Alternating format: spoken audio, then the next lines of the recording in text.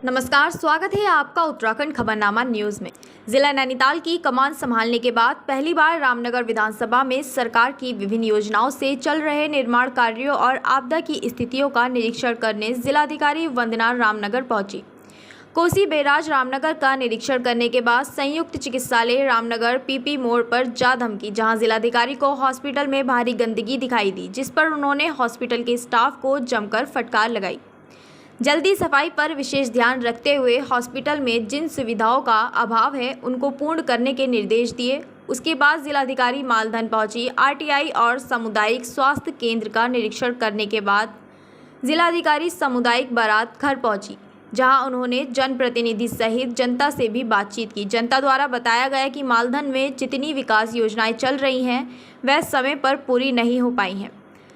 साथ हर घर जल मिशन के तहत जो पाइपलाइन बिछाई जा रही है उससे रोड में गहरे गहरे खड्डे हो गए हैं, जिसको विभाग सही नहीं कर रहा है। इसके बाद जिलाधिकारी का पारा हाइपर हो गया और अधिकारियों को जनता और जनप्रतिनिधियों के सामने ही जमकर फटकारा और जल्द ही रोडों को दुरुस्त करने के साथ ही विकास कार्य समय पर पूरा ना होने पर ठेकेदार पर पेनल्टी डालने के भी निर्देश दिए। रामनगर का आज हमने काफ़ी सारे गवर्नमेंट के जो प्रोजेक्ट चल रहे हैं, सरकार का इंफ्रास्ट्रक्चर बना है, विभिन्न परियोजनाएं हैं, उनका निरीक्षण किया है और जो भी विभागीय अधिकारी यहाँ रहे, जनता के द्वारा अपनी समस्याएं संबंधित विभागों के बारे में बताई गई। बहुत सारे इश्यूज़ यहाँ जनप्रतिनिधियों ने संज्ञान में लाए, उसमें संबंधित विभागों को शीघ्र कार्रवाई करने के निर्देश जारी किए गए हैं। यहाँ इमरजेंसी के लिए हॉस्पिटल में इनके द्वारा एक व्यवस्था करी गई है कि इमरजेंसी में यहाँ 2 लोगों का स्टाफ जो है वो पोस्टेड है, जिसका नोटिस बोर्ड पर भी नाम और फ़ोन नंबर के साथ लगाया गया है।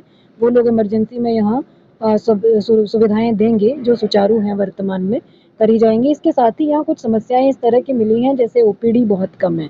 जिस तरह यहाँ डॉक्टर्स पोस्टेड हैं, 3 डॉक्टर्स है, एक आयुष विभाग के डॉक्टर हैं, अदर सपोर्ट स्टाफ भी है, वो भी पोस्टेड हैं।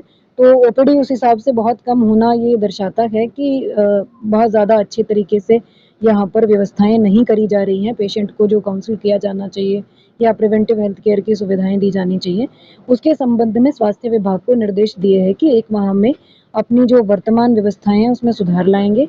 इसके अलावा इसको नॉर्मल डिलीवरीज जो इमरजेंसी में हो जाती है कभी, उनके लिए एक डिलीवरी पॉइंट के रूप में भी विकसित स्वास्थ्य विभाग के द्वारा कराया जाएगा, जिसके लिए जो आवश्यक स्टाफ है उसकी नियुक्ति संबंधित विभाग यहाँ करेगा और 1 माह बाद पुनः इसका निरीक्षण कराया जाएगा कि आज की दशा में और आगे जो भी सुधार लाए जाने के निर्देश इसमें दिए गए थे उसमें क्या परिवर्तन आया है। यदि कोई कार्रवाई नहीं की जाती तो संबंधितों के विरुद्ध इसमें एक्शन लिया जाएगा। मैम, रामनगर के हॉस्पिटल में भी कुछ इश्यूज नजर आए हैं, जैसे वहाँ साफ सफाई का एक इशू बताया था, जो वहाँ जनता या पेशेंट वगैरह मिले उनके द्वारा, तो स्वीपर वहाँ पर्याप्त संख्या में हैं, 11 स्वीपर लगभग हैं। टॉयलेट्स की साफ सफाई प्रतिदिन 3 बार कराए जाने के निर्देश दिए हैं। उसका 1 हफ्ते बाद निरीक्षण भी मैं औचक करवाऊंगी कि जो निर्देश दिए गए हैं उनका पालन कराया जा रहा है या नहीं कराया जा रहा है। जनौषधि केंद्र के विषय में लोगों ने समस्याएं बताई कि वहाँ दवाइयों की उपलब्धता नहीं होती है, तो उसके विषय में भी वहाँ जो प्रभारी हैं उनको निर्देशित किया है कि या तो व्यवस्था संबंधित व्यक्ति के द्वारा करी जाएंगी, अदरवाइज उसका विकल्प एक तैयार किया जाएगा विभाग के द्वारा।